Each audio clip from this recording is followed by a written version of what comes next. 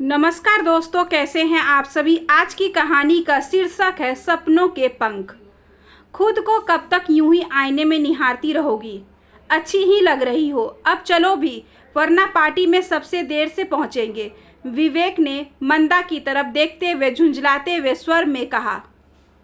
वैसे भी इतने सारे लोग होंगे, किसको फुर्सत होगी कि तुम्हें देखे। पार्टी में सब खाने पीने के लिए जाते हैं, देखा जाए तो पीने और ग्लैमर्स तितलियों को ताकने जाते हैं। न जाने किसके लिए इतना तैयार होना चाहती हो। मैं तो रोज ही तुम्हें देखता हूँ, जैसी हो मेरे लिए ठीक हो। वैसे भी शादी के इतने सालों बाद कुछ फर्क नहीं पड़ता। विवेक एक बार बोलना शुरू कर दे तो उसके तानों में उपहास घुल जाता है और वह जो मन आता है बोल देता है, बिना यह सोचे कि सुनने वाले को कैसा लगेगा। लेकिन ऐसा वह केवल मंदा के साथ ही नहीं करता, वरना अपनी प्रोफेशनल लाइफ में तो बहुत नाप तोल कर बात करता है। पता नहीं मंदा के साथ ही क्यों उसका व्यवहार बदल जाता है। दूसरों के लिए क्यों, खुद के लिए तैयार होती हूँ मैं। अच्छा लगता है, मंदा बुदबुदाई। जानता हूँ तुम्हें बन ठन कर रहना पसंद है, लेकिन यह सब भी एक उम्र तक ही ठीक लगता है। हर उम्र की अपनी मर्यादा और शालीनता होती है, विवेक ने कार स्टार्ट करते हुए कहा। खींच हुई यह सुनकर मंदा को पल भर को उसे घूरा। Cobalt blue suit, white shirt और light blue tie, black shoes, after shave की भीनी भीनी सुगंध और ढेर सारा परफ्यूम। विवेक हमेशा बेहतरीन ढंग से तैयार होकर घर से निकलता है। पार्टी के लिए ही नहीं, कभी भी जाना हो हमेशा टिप टॉप रहता है। गजब का आकर्षक व्यक्ति है। उसकी भी तो उम्र हो गई है, मंदा से 4 साल बड़ा है। फिर यह क्यों सच संवर कर निकलता है। अगर कभी वह यह सवाल पूछ बैठी तो जानती है इस सवाल का कोई सटीक जवाब विवेक के पास नहीं होगा। घिसा पिटा जवाब ही होगा कि मैं पुरुष हूँ, काम पर जाता हूँ, 10 लोगों से मिलना होता है, आखिर सोसाइटी में मेरी कोई स्टेटस है। तो मंदा के भीतर जैसे सवाल जवाब ही उठा पटक चलने लगी। वह स्त्री है, उसके लिए सवरे रहना क्यों जरूरी नहीं है, जबकि श्रृंगार की तमाम वस्तुएं, सारे तमाम तामझाम और रौनकें स्त्रियों के लिए ही होती हैं। फैशन की सारी दुनिया उनसे ही चलती है, उनकी वजह से ही फलती फूलती है। पूरा बाजार पुरुषों की बजाय स्त्रियों के कपड़े और उनके साथ श्रृंगार की चीज़ों से ज़्यादा भरा रहता है। माना वह नौकरी नहीं करती तो क्या घर में यूं ही झल्ली बनी घूमती रहे। नहीं रह सकती ऐसे। वह नौकरी करने पर भी विवेक ने ही पाबंदी लगाई थी, इसलिए लाख विवेक टोके वह शादी के बाद मैनिक्योर पेडिक्योर फेशियल से लेकर ज़रूरी ब्यूटी ट्रीटमेंट करवाती रही। नेल पॉलिश लिपस्टिक सब लगाती रही। घर पर भी तैयार होकर रहना ही पसंद था उसे। विवेक को इस बात से खुश होना चाहिए था कि उसकी बीवी स्मार्ट है, सही तरीके से रहने के तौर तरीके जानती है, लेकिन उसे ये सब फिजूल की बातें लगती हैं। वैसे भी मंदा की हर बात को काटना या टिप्पणी करना विवेक अपना जन्मसिद्ध अधिकार मानता है। और उम्र की बात करें तो 42 साल की हुई है बस। 22 साल में शादी हो गई थी, 1 साल बाद बेटा और उसके 2 साल बाद बेटी। बच्चे बाहर हॉस्टल में रहकर पढ़ाई कर रहे हैं, इसलिए समय ही समय है उसके पास। इतना कि बिल्कुल बोर हो जाती है। शादी के बाद सारे शौक, सारे सपने कब चूल्हे और गृहस्थी में भेंट चढ़ गए पता ही नहीं चला। वह जिस क्षेत्र में अपना मुकाम बनाना चाहती थी उसके बारे में पता चलते ही शादी के बाद भड़क गया था विवेक। साफ ताकीद दी थी, कोई ज़रूरत नहीं है ऐसी बेकार की बातों को दिमाग में लाने की भी। शादी से पहले के जो शौक़ है उन्हें जानकर किसी मिट्टी के ढेर के नीचे दबा दो, वरना परेशानी तुम्हें ही होगी। यह समझ लो, तुम्हें किसी चीज़ की कमी कभी नहीं होने दूंगा। तुम मेरी जिम्मेदारी हो और मैं उसे ज़रूर निभाऊंगा। विवेक ने सच में उसे कोई कमी नहीं होने दी कभी। बढ़ चढ़कर उसके लिए चीज़ें खरीद कर लाता है, लेकिन क्या चीज़ें ही सारी इच्छाओं की भरपाई करने की प्राय होती है। वैसे धीरे धीरे कम हो रहा है उसका अपने ऊपर ध्यान देना। इन दिनों बिना प्रेस की साड़ी पहन लेती है, कभी बाल बिखरे भी रहते हैं, फेशियल कराए महीनों बीत जाते हैं, हाथ पैरों के नाखून तराशना नज़रअंदाज कर जाती है। एक अजीब सा आलस उस पर हावी हो रहा है। आलस से ज़्यादा शायद बोरियत है, कुछ न कर पाने की बोरियत, पीछे जो छूटा है उसे संभाल ना पाने की चिढ़। तो एक जिद की तरह करती है। वह बनाव सिंगार। वह भी कभी कभी इसलिए अब जब कहीं बाहर जाती है तो कुछ ज़्यादा ही देर लगाती है उसे शीशे के सामने से हटने में, मानो सारी कसर उसी दिन पूरी कर लेना चाहती हो। उम्र हो जाए तो क्या सजना संवरना, खुद पर ध्यान देना छोड़ देना चाहिए। इस तरह तो अपने लिए जीना भी छोड़ देना चाहिए। नहीं कर सकती वह विवेक के सवाल और बहस तो कतई नहीं। इसलिए सारे रास्ते चुप ही बैठी रही कार में। पार्टी में नीलोत्पल दा को देख हैरान रह गई। हमेशा की तरह खादी का कुर्ता पजामा पहना हुआ था। अक्सर वह कहती, दा, गांधी जी के बाद आप ही खादी के सबसे बड़े प्रचारक हैं। तो वह जोर जोर से हंसते हुए कहते, बहुत शैतान हो तुम मंदा, लेकिन अपनी ये शरारतें, ये चुलबुलापन हमेशा कायम रखना। इससे व्यक्तित्व और कला दोनों में निखार आता है। जीवन की जीवंतता बनी रहती है। शैतानी और चुलबुलापन दोनों को ही वह संभाल नहीं पाई। आप यहाँ इस शहर में कब आए? दिल्ली से। आपको देखकर बहुत अच्छा लगा दा। उसी के अतिरेक में उसने प्रश्नों की झड़ी लगा दी। बीवी जो बोले मानना पड़ता है बाबा।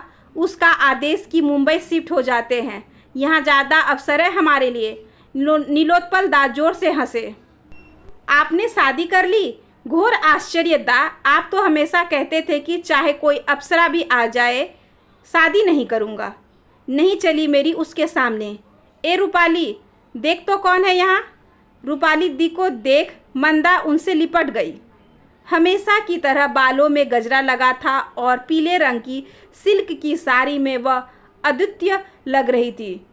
ग्रुप के सारे लोग उन्हें शिल्पकार का ऐसा शिल्प कहा करते थे जिसे गढ़ते हुए हथौड़ी छेनी भी बहुत कोमलता से चलाई गई होगी। तभी तो हर अंग कलात्मक ढंग से तराशा हुआ लगता था। आपने रूपाली दी से शादी कर ली? मंदा की हैरानी और बढ़ गई थी। करनी पड़ी मंदा, मानी ही नहीं। तुम सबसे बिंदास थी हमारे ग्रुप में। तुम तो शादी करके गायब ही हो गई।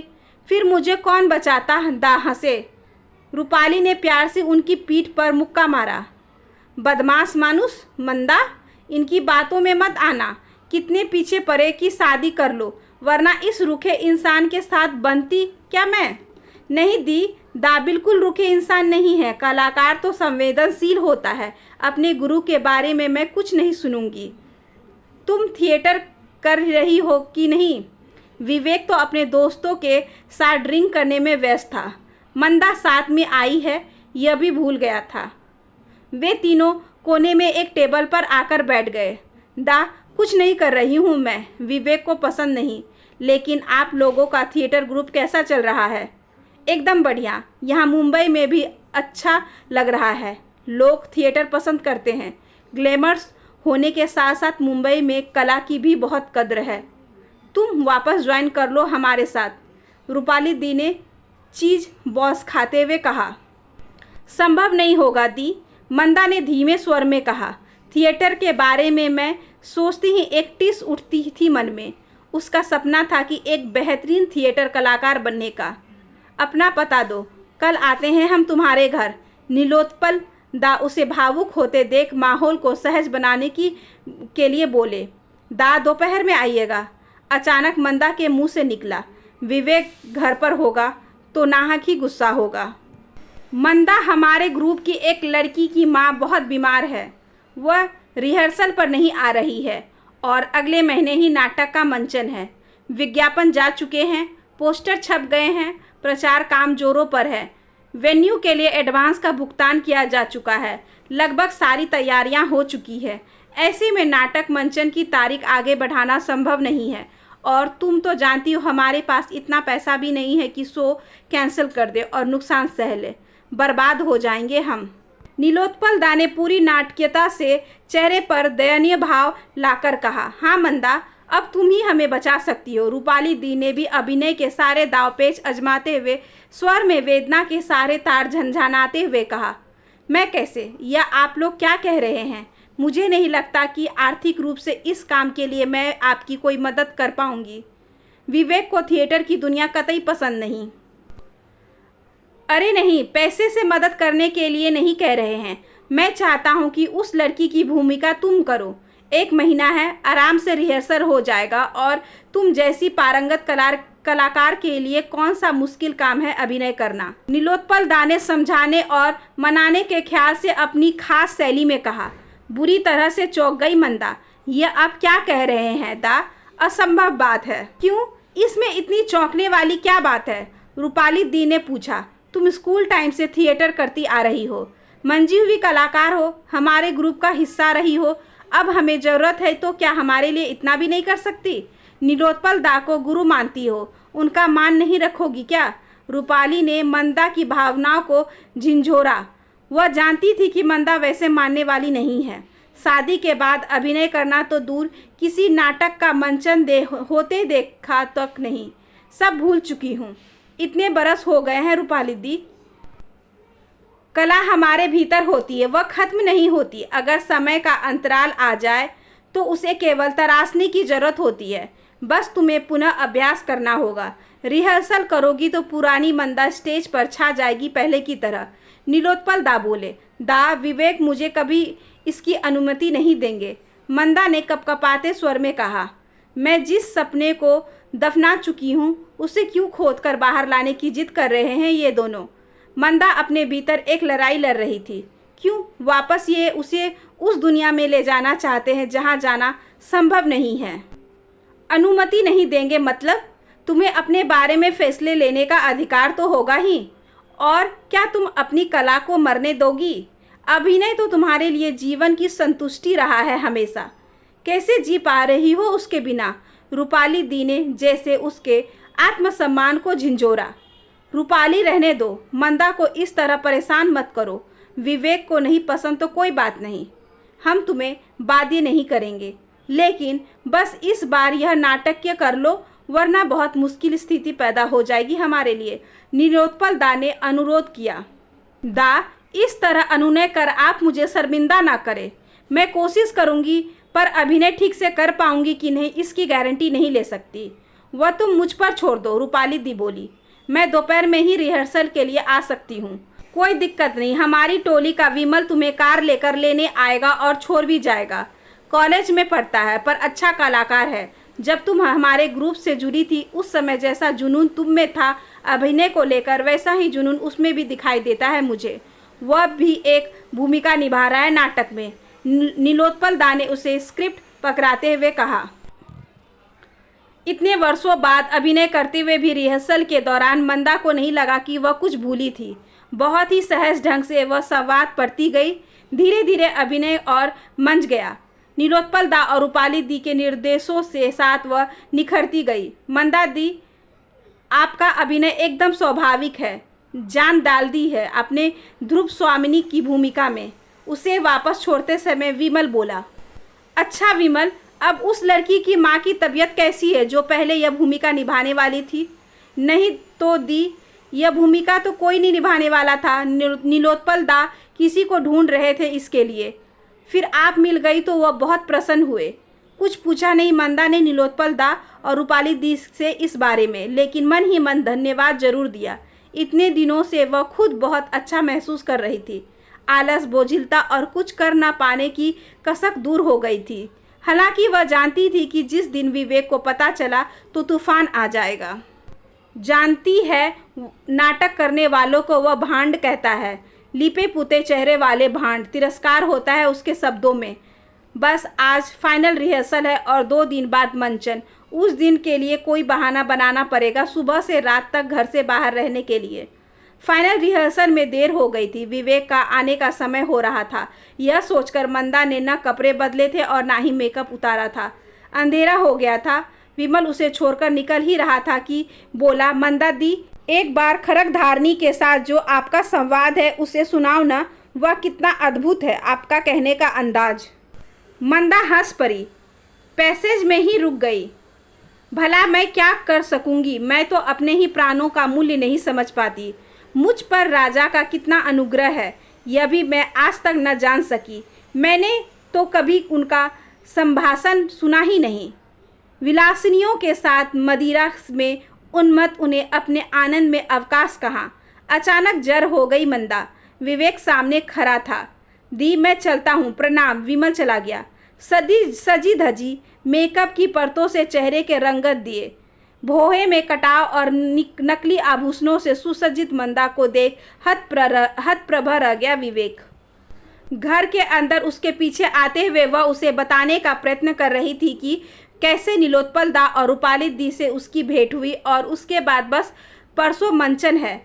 उसके बाद मैं अभिनय नहीं करूंगी विवेक, लेकिन अब मैं मना नहीं कर सकती। सारी तैयारियां हो चुकी है। मैं तुम्हारी बात की अवहेलना नहीं करना चाहती थी, बस न जाने कैसे मेरे सपनों ने उड़ान भर ली। कुछ तो बोलो विवेक, तुम समझ रहे हो ना मेरी बात। कोई प्रतिक्रिया नहीं। मंदा इस बात से ज़्यादा परेशान थी। ज्वालामुखी के फटने का इंतजार था उसे। सुबह तक चुप्पी छाई रही, न ताना न उल्हना। हैरानी की बात तो यह कि बड़ी देर तक दूसरे कमरे में जाकर बच्चों के साथ बात करता रहा विवेक।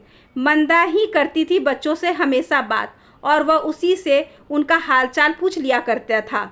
बेटी तो हमेशा कहती थी कि माँ, आपको इस तरह अपने अभिनय के पैशन को नहीं छोड़ना चाहिए था। कला तो हर रूप में अच्छी और प्रशंसा योग्य होती है।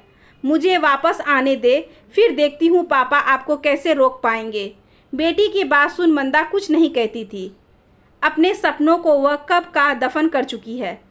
नाहक क्यों उन्हें बाहर निकालने की कोशिश में वर्तमान में उठा पटक करे। कितने बजे का शो है? सुबह चुप्पी टूटी। आऊँगा मैं भी देखने तुम्हारा अभिनय। सुना तुम्हारी डायलॉग डिलीवरी तो अच्छी है, और हाँ, सजी सवरी ज़्यादा अच्छा लगती हो तुम। अपना ध्यान रखना क्यों छोड़ दिया है तुमने? मंदा आश्चर्यचकित सी उसे ताक रही थी। नहीं, ताना तो नहीं लग रहा है यह, नहीं तो तानों की लिपटा उपहास है। क्या सचमुच विवेक नाराज नहीं है? कहीं वह अभिनय तो नहीं कर रहा है? वह धीरे धीरे कदम रखते हुए बिल्कुल उसके पास जाकर खड़ी हो गई। उसकी आंखों में झांका, उसके चेहरे के भावों को पढ़ने लगी। नहीं, अभिनय तो नहीं लग रहा है। मंदा को लगा जैसे उसके सपनों ने हौले से पंख फरफराए हैं। आशा करती हूँ कि आज की ये छोटी सी कहानी आपको अच्छी लगी होगी। अगर अच्छी लगी हो तो please like, share and subscribe करें हमारे चैनल को। ज़्यादा से ज़्यादा शेयर करें और बेल आइकन को ज़रूर प्रेस कर ले, ताकि अगली वीडियोस की नोटिफिकेशन आपके पास सबसे पहले पहुँचे। धन्यवाद।